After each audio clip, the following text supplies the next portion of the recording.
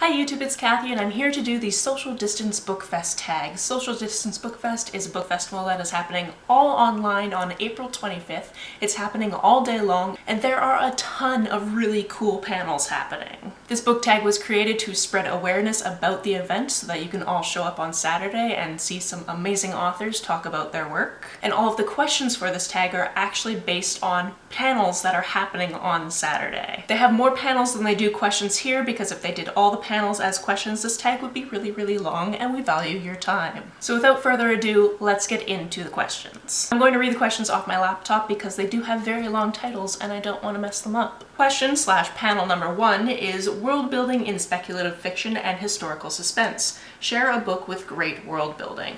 I want to talk about Empire of Sand and Realm of Ash. This is a duology by Tasha Suri and I actually read this out of order at the request of my friend Joss from Yogi with a Book because she thought that you could probably read these out of order and just enjoy them just as much as if you had read them in order, and she was absolutely right. These books actually take place about 10 years apart and they do some jumping around in timelines. It also follows two different sisters, so you're following two very different people, but you have different things that you learn throughout the books that are either questions that you're going to be asking the next time you read the next book or answers that you will know when you're reading the next book, if that makes any sense. I found the world building in this duology fascinating. It is in this world where women have less power and people who have magic are being killed off by the powers that be. And I found the creation of the religious practices and how the communities work just very engaging and a very big part of this story. Our second prompt is Tackling Consent, Gender, and Toxic Masculinity in Romance. Share a book with enthusiastic consent. For this one, I wanted to talk about a romance novel that is from the perspective of the man in the marriage, and that is The Romance Book Club by Larissa K. Adams.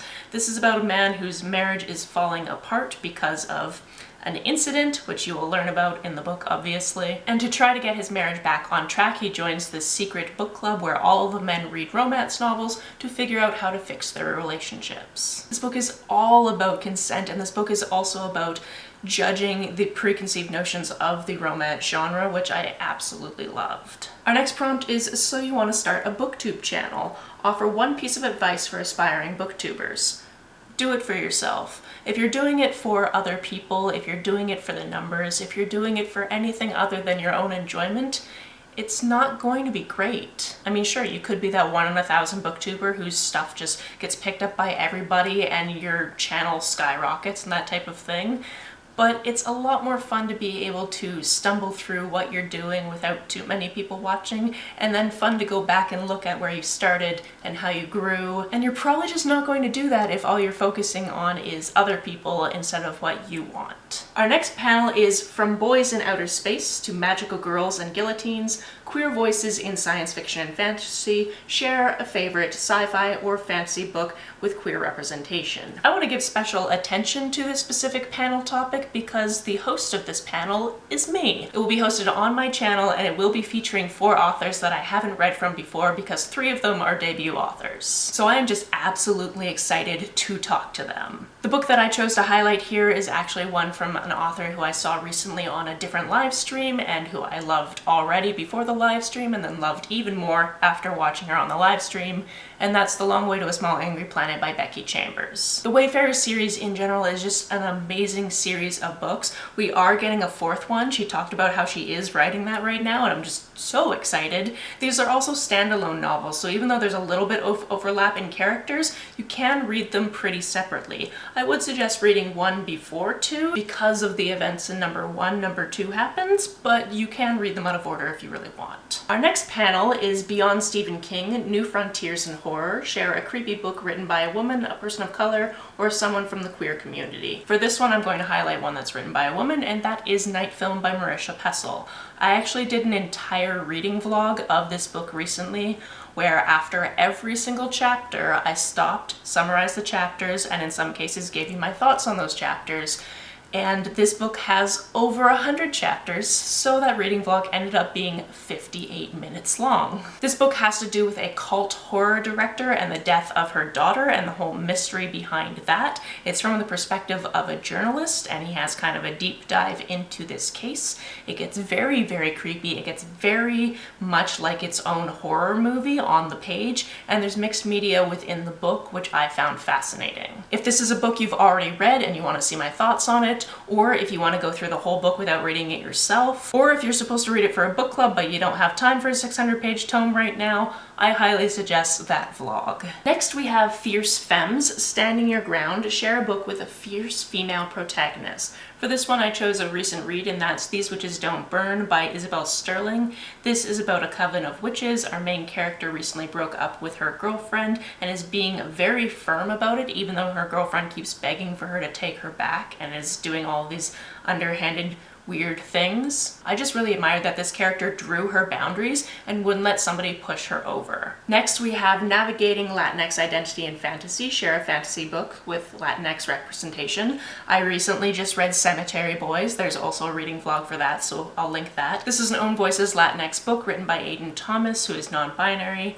They did an amazing job with this book. I loved these characters. Our main character, Yadriel, is a trans boy, and since he's come out to his family, they don't really understand what to do with him in terms of the magic they practice. Because women have one type of magic, men have another type of magic, and even though he is a man, they don't really accept his transness yet. This is a magical adventure. I highly, highly suggest pre-ordering this one and then reading it as soon as it comes out in June. I also wanted to sneak in a second recommendation for this one, and that's Labyrinth Lost by Zoraida Cordova. This one is about a bruja and about her powers and about her possibly getting a girlfriend and going to another world, and is also another very good one. Our next prompt is Family, Friendship, and Determination in Middle Grade Fiction. Share a middle grade book with a great family or friend group. For this one, I'm going to talk about The Lotteries Plus One by Emma Donoghue. This is about this group where there are two dads and there are two moms. They are each couples. And as one of the moms was about to give birth one day, they found a lottery ticket and decided the four of them would move in together, change their last name to the Lotteries. And then from there on out, they just kept adopting more kids and just having a wonderful life. This book takes place because one of the dad's fathers ends up having to come to live with them, and that changes the dynamic, and we're all getting this from the perspective of one of the youngest daughters. Our next one is New Voices in YA Panels. There's an SFF panel as well as a contemporary panel, so this is actually two panels. The prompt is to share an upcoming release that you're very excited for. I'm not entirely sure if this first one is young adult or new adult, but either way, I'm very excited for Axum's End by Lindsay Ellis because I have been a fan of her video essays for a very long time, so I'm very excited to see how she puts a science fiction world onto the page. A contemporary I'm very much excited for as well is The Henna Wars. This is about a teenager who wants to set up a henna shop as part of a project for school, but the girl she really has a crush on is doing the exact same thing, and that's going to cause some problems. Next we have From Sherlock Holmes to Veronica Mars, variations in the mystery thriller genre. Share a favorite mystery or thriller. For this one I'm going to talk about I Let You Go by Claire McIntosh.